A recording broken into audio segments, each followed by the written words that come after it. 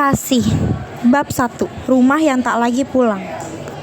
Namaku Kasih, kelas 10 SMA, dan hidupku tidak sesederhana namanya. Sejak papa meninggal 2 tahun lalu, seluruh duniaku berubah secepat hujan turun tanpa aba-aba. Mama harus pindah kerja ke luar kota demi bertahan, dan aku pindah ke rumah om dan tante bersama 3 sepupuku. Rumah bertingkat itu nyaman bagi siapapun kecuali aku. Di sana aku belajar tersenyum padahal hatiku kosong. Pura-pura kuat padahal setiap malam aku merasa runtuh. Tidak ada yang benar-benar kejam, tapi tidak ada yang benar-benar memelukku juga. Aku hidup, tapi tidak merasa pulang. Kamar lantai 2 menjadi tempat persembunyianku dari dunia. Aku menghabiskan waktu menulis blog, mendengarkan lagu, dan yang paling sering main Mobile Legends. Entah kenapa dunia game terasa lebih masuk akal daripada dunia nyata.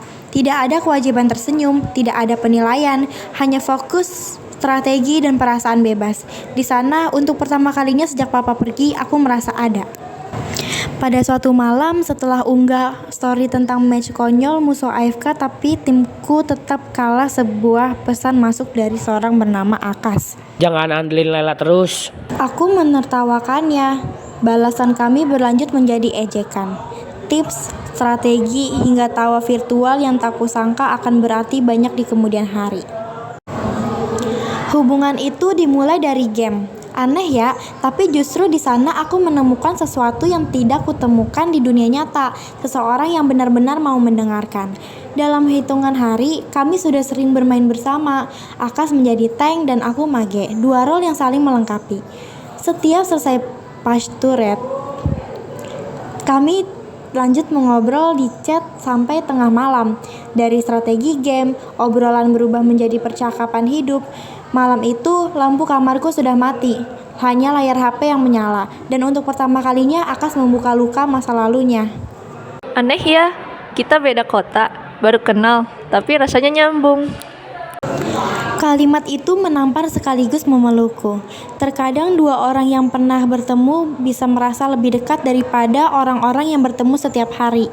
Akas tidak romantis, kadang dingin, kadang menyebalkan, tapi dia selalu ada, bahkan saat aku tidak meminta.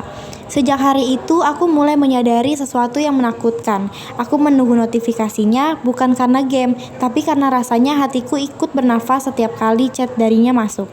Tapi rasa nyaman itu datang bersamaan dengan sesuatu yang kutolak aku mulai jatuh. Dan jatuh pada seseorang yang belum pernah ketemui adalah awal dari segalanya. Waktu berjalan, tapi ketergantunganku pada kehadiran Akas justru tumbuh semakin besar. Setiap notifikasi dari dia seperti angin hangat di ruangan yang dingin. Aku mulai memperhatikan hal-hal kecil, kapan dia biasanya online, hero favoritnya, bahkan kapan dia tiba-tiba jadi pendiam. Aku mulai peduli, mungkin terlalu peduli, dan itu menakutkanku, karena semakin aku nyaman, semakin aku takut kehilangan. Suatu malam setelah kalah rank, kami jadi lebih banyak bicara daripada bermain. Aku menceritakan tentang papa, sesuatu yang jarang aku sentuh karena terlalu menyakitkan. Akas tidak menginterupsi, tapi menggurui, hanya membaca setiap pesanku dan menjawab pelan. Gak semua orang punya tempat buat pulang, tapi kadang kita nemuin orang yang bikin kita ngerasa sampai. Kalimat sesederhana itu membuatku berhenti sejenak. Rasanya seperti ada seseorang yang sedang memegang hatiku dan mengobatinya pelan-pelan. Untuk pertama kalinya sejak papa tiada, aku menangis bukan karena kehilangan, tetapi karena merasa didengarkan. Tapi rasa nyaman itu datang dengan risiko yang bahkan belum kusadari saat itu. Hatiku mulai bertanya hal-hal yang tidak seharusnya. Apa dia juga menungguku? Apa dia merasa hal yang sama? Tapi aku segera menepisnya. Ini hanya game, hanya dunia maya, hanya kebetulan. Lalu kenapa setiap kata-kata itu terasa begitu nyata? Sementara itu aku masih berstatus pacarian. Hubungan yang sudah lama terasa hambar. Kami jarang bicara, bertemu pun hanya terasa seperti rutinitas. Bukan karena Riannya orang jahat, tapi karena tidak ada lagi tempat untuk bertumbuh di sana. Aku berusaha tidak membandingkan, tapi hatiku sudah membuat kesimpulan pelan-pelan. Kebahagiaan tidak selalu datang dari seseorang yang dekat, tetapi dari orang yang membuat kamu merasa berarti.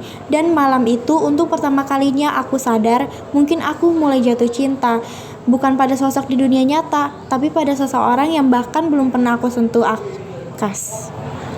Aku tidak tahu apakah itu indah atau berbahaya. Yang jelas cerita ini baru dimulai. Bab 2. Rasa yang tak terhindarkan. Hubunganku dengan Rian akhirnya sampai di ujung yang telah lama kutunda. Suatu malam dengan tangan gemetar, aku menekan tombol telepon. Suara Rian di seberang sana terdengar biasa saja, tidak ada yang salah. Tidak ada tanda-tanda bahwa ini akan menjadi percakapan terakhir kami sebagai pasangan. Tapi hatiku sudah memilih dan aku tahu mengulur waktu hanya akan membuat kami saling menyakiti. Rian, kita harus ngomong. Ada apa? Aku rasa kita harus putus. Keheningan panjang menyusul. Rian bukan tipe yang meledak-ledak, tapi aku dapat merasakan keterkejutannya dari jeda yang begitu lama. Kenapa sekarang?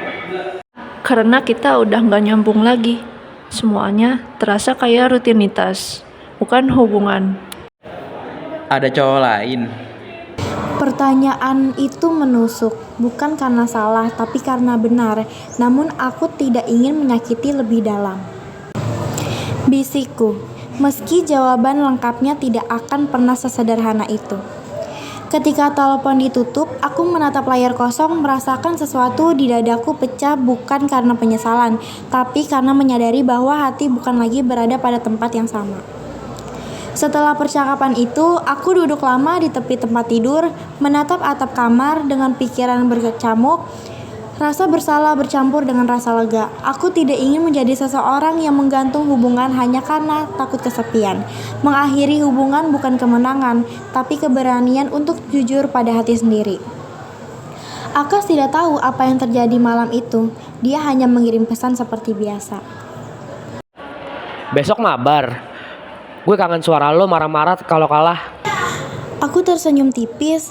Ia tidak tahu ceritanya, tapi ia tanpa sadar menjadi bagian dari alasanku bertahan. Aku memandang layar ponsel lama sebelum membalas. Dalam hati aku berjanji pada diri sendiri, kalau aku mulai dari awal lagi, aku ingin semuanya dengan cara yang benar, tanpa kebohongan, tanpa pelarian, tanpa menjadikan Akas sebagai obat, tapi sebagai pilihan. Aku belum tahu apa yang menunggu ke depan, luka atau keajaiban. Namun untuk pertama kalinya setelah sekian lama aku merasa memiliki arah. Keesokan paginya sekolah terasa berbeda. Bukan karena apapun berubah secara nyata. Bel masuk tetap sama. Keramaian kantin tetap sama. Bahkan gurauan teman-teman sekelas tetap terdengar. Tapi aku merasa seperti seseorang yang baru saja menutup satu pintu besar dalam hidupnya. Ada perasaan kosong yang aneh tetapi juga ringan. Rian tidak menghubungiku pagi itu, dan aku tahu ia butuh waktu untuk mencerna semuanya. Aku memilih untuk tidak memaksakan percakapan lanjutan. Kadang sikap paling baik adalah memberi ruang. Di tengah pikiran yang berantakan itu, notifikasi masuk di layar HP. Pesan dari Akas. Iya, besok pagi. Semoga hari lo gak seburuk rank gue semalam ya.